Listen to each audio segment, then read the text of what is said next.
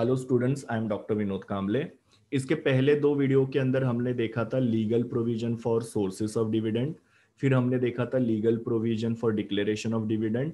अभी हम लोग देखेंगे legal provision for payment of dividend, मतलब डिविडेंड डिक्लेयर करने के बाद में जब कंपनी एक्चुअली में डिविडेंड पे करती है शेयर होल्डर्स को, तो उसमें क्या क्या रूल्स होते हैं।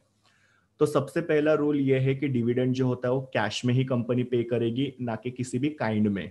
ना कैश में पे करेगी मतलब क्या, कंपनी या तो चेक से डिविडेंड दे सकती है शेयर होल्डर्स को, या डिविडेंड वारंट के थ्रू। डिविडेंड वारंट के थ्रू मतलब क्या होता है कि कंपनी शेयर होल्डर को डिविडेंड वारंट उनके रजिस्टर्ड एड्रेस पे भेजती है। वो डिविडेंड वारंट लेके शेयर होल्डर जो है वो कंपनी के बैंक में जा सकते हैं और वहां से वो लोग क्या कर सकते हैं, पैसा ले सकते हैं, या फिर इलेक्ट्रॉनिक मोड मतलब डायरेक्टली शेयर होल्डर के अकाउंट में पैसा ट्रांसफर कर दिया जा सकता है। सो चेक, डिविडेंड वारंट और इलेक्ट्रॉनिक मोड जो होता है, इससे कंपनी क्या कर सकती है, डिविडेंड पे कर सकती है। काइंड में नहीं कर सकते। काइंड का मतलब क्या, जैसे डिविडेंड के जगह पे लैपटॉप दे दिया, मोबाइल दे दिया या दूसरी कोई चीज दी, ऐसा नहीं हो सकता है। डिविडेंड सिर्फ और सिर्फ कैश में देना चाहिए, जो चेक के रूप में, वारंट के रूप में या इलेक्ट्रॉनिक मोड के रूप में हो सकता है। दूसरी चीज, जब जॉइंट शेयर होल्डर्स होते हैं, जॉइंट शेयर होल्डर मतलब क्या, जहां पे दो या दो से ज्यादा शेयर होल्डर्स हैं, तो उस केस में कंपनी डिविडेंड वारंट किसको भेजेगी, तो पहला जिसका नाम होगा उसके रजिस्टर्ड एड्रेस पे कंपनी क्या करेगी, डिविडेंड वारंट भेज देगी। और अगर सपोज कभी कभी जो जॉइंट शेयर होल्डर्स होते हैं वो कंपनी को राइटिंग में देते हैं कि इस पर्सन के रजिस्टर्ड एड्रेस पे डिविडेंड वारंट भेजना चाहिए, तो उस केस में कंपनी क्या करती है, डिविडेंड वारंट जो होता है वो पर्सन के रजिस्टर्ड एड्रेस पे भेज देती है। तो जॉइंट होल्डर के केस में अगर उन्होंने कुछ स्पेसिफाई नहीं किया है, तो जो पहला होल्डर होगा उसके रजिस्टर्ड एड्रेस पे डिविडेंड वारंट भेजा जाएगा। अगर स्पेसिफाई किया है तो उस जो जिसका नाम स्पेसिफाई किया है उसके रजिस्टर्ड एड्रेस पे डिविडेंड वारंट भेजा जाता है। डिविडेंड वारंट मतलब क्या, ऐसा ये चेक के जैसा होता है, जो कंपनी हर एक शेयर होल्डर को भेजती है, और फिर ये आपको कंपनी के बैंक में लेके जाना रहता है और कंपनी के बैंक जो आपको डिविडेंड देती है। उसके बाद में एक बार डिविडेंड डिक्लेयर होने के बाद में 30 दिनों के अंदर ये पे करना कंपलसरी होता है। अगर वो पे नहीं किया जाता है तो उसमें पनिशमेंट होती है फिर। तो डिविडेंड डिक्लेयर करने के बाद में 30 दिनों के अंदर पे होना जरूरी है। इसके ऊपर ऑब्जेक्टिव आ सकता है, तो आपको ये याद रखना है। नेक्स्ट है, डिविडेंड जो होता है वो सिर्फ रजिस्टर्ड शेयर होल्डर को ही पे किया जा सकता है। रजिस्टर्ड शेयर होल्डर का मतलब क्या, जिनका कंपनी के रजिस्टर के अंदर नाम है, तो उनको ही सिर्फ डिविडेंड मिलेगा, किसी और को नहीं मिलेगा। फिर कंपनी प्रेफरेंस शेयर होल्डर को पहले डिविडेंड देती है और इक्विटी शेयर होल्डर को बाद में डिविडेंड देती है। मतलब यहाँ पे देखो लिखा हुआ है कि इक्विटी शेयर होल्डर जो होते हैं उनको रेसिडुअल प्रॉफिट में से डिविडेंड मिलता है। रेसिडुअल प्रॉफिट मतलब बचा कुचा, क्योंकि इक्विटी शेयर होल्डर जो होते हैं वो कंपनी के क्या होते हैं, रियल ओनर्स होते हैं। तो जब रियल ओनर्स वो लोग होते हैं तो कंपनी पहले क्या करेगी, जिनका भी उधार का पैसा है उनको पहले पैसे देगी।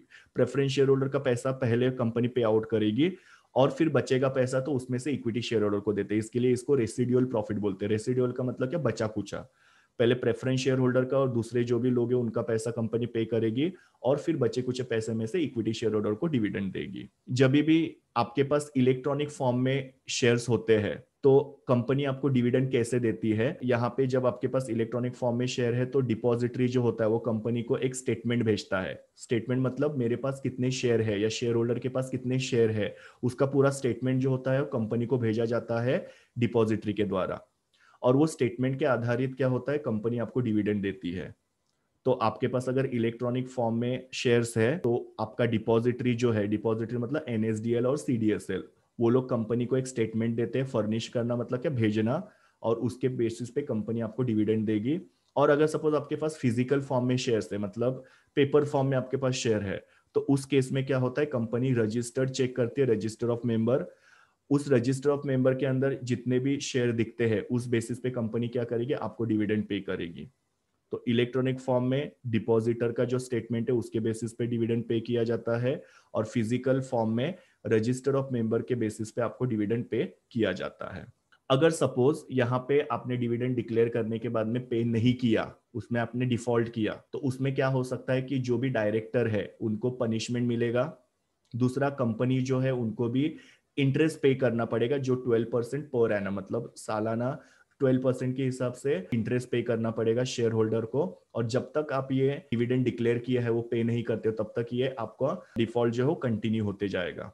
तो यहाँ पे डायरेक्टर्स को भी पनिशमेंट मिल रहा है, कंपनी को भी पनिशमेंट मिल रहा है, अगर कंपनी ने डिविडेंड डिक्लेयर किया और पे किया नहीं 30 दिनों के अंदर तो। मैंने आपको जो भी ये लीगल प्रोविजंस बताए डिविडेंड को लेके, अगर उसमें से कोई भी लीगल प्रोविजन को कंपनी ने कंप्लाई नहीं किया, मतलब फुलफिल नहीं किया, तो उस केस में कंपनी और डायरेक्टर दोनों को क्या हो सकता है, फाइन लग सकता है। तो यहाँ पे देखो अच्छा प्रोविजन करके रखा हुआ है। इनकेस अगर कंपनी ने डिविडेंड नहीं पे किया या कोई भी डिविडेंड के रिलेटेड रूल को फॉलो नहीं किया, तो उसमें कंपनी को और डायरेक्टर दोनों को भी क्या हो सकता है, पनिशमेंट हो सकता है। सो ये सारे थे legal provisions related to the payment of dividend. ये मेरे यूआरएल है जहां से मैंने इमेजेस लिए हैं।